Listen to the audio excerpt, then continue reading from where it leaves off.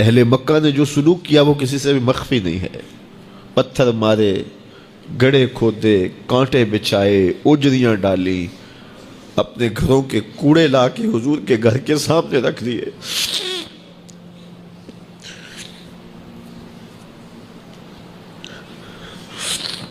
یہ کس چیز کی سزا دے رہے تھے میرے حضور کو؟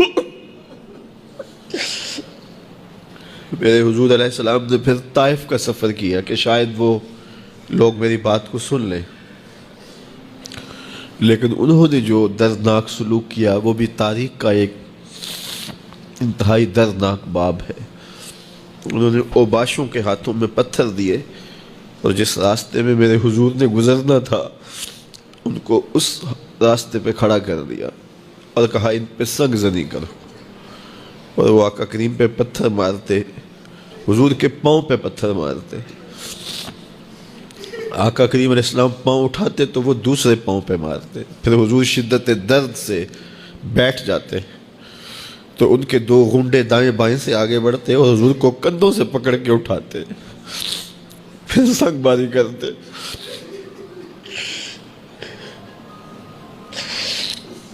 نالین حضور کے خون سے بھر گئے. عذاب کے فرشتے حضور کے پاس آئے کہ اگر آپ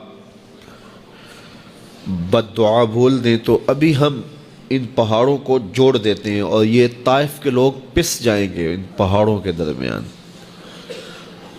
آسمان سے پتھر اتریں گے، ان کے سر کچل دیے جائیں جنہوں نے آپ کو دکھ دیے. اب صحابہ جو ساتھ تھے انہیں بھی شدید آرزو تھی کہ حضور ان کے لیے بد دعا کریں، انہوں نے بڑا دکھ دیا. تو پھر حضور کے ہاتھ اٹھ گئے.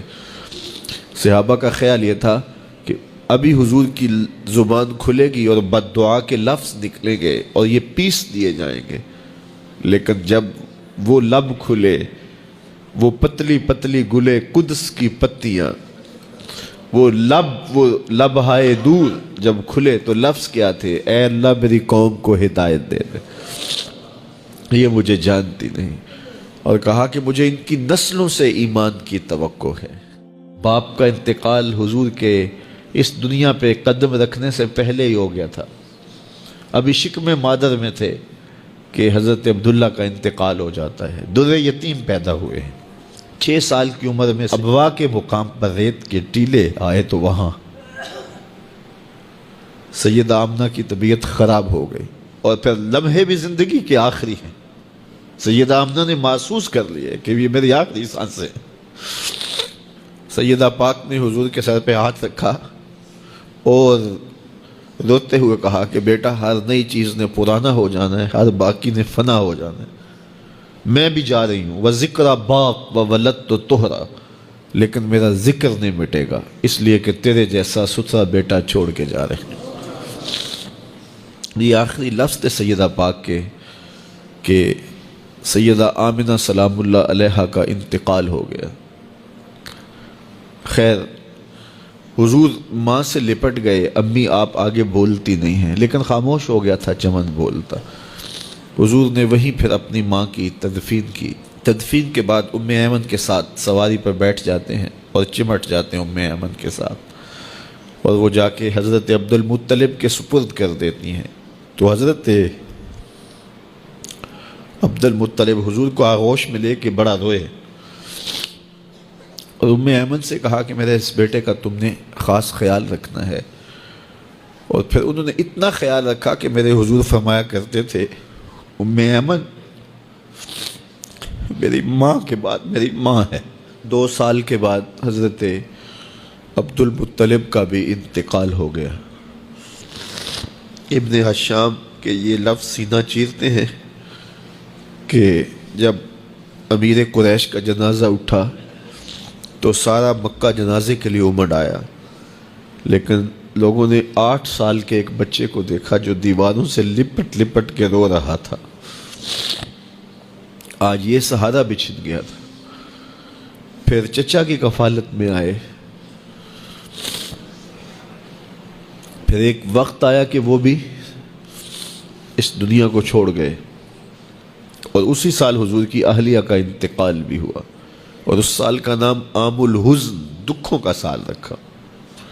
جو امت کے حق تھے حضور نے وہ ادا کیے. لیکن امت کے ذمے جو حقوق تھے پیغمبر کے لیے، آج امت نے سوچنا ہے کہ امت نے کیا وہ حقوق پورے کیے؟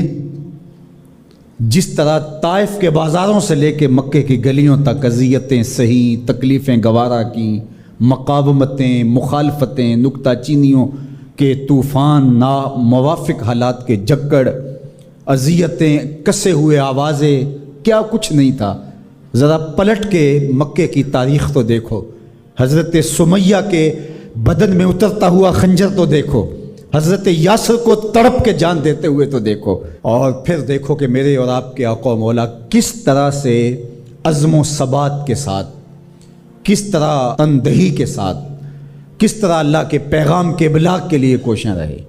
گھر میں فاقے تھے، کئی دن تک چولہا نہیں جلا، لیکن تبلیغ کے تسلسل میں فرق نہیں آیا، اور پھر تبلیغی عمل کو کسی غرض سے بھی ملوث نہیں ہونے دیا۔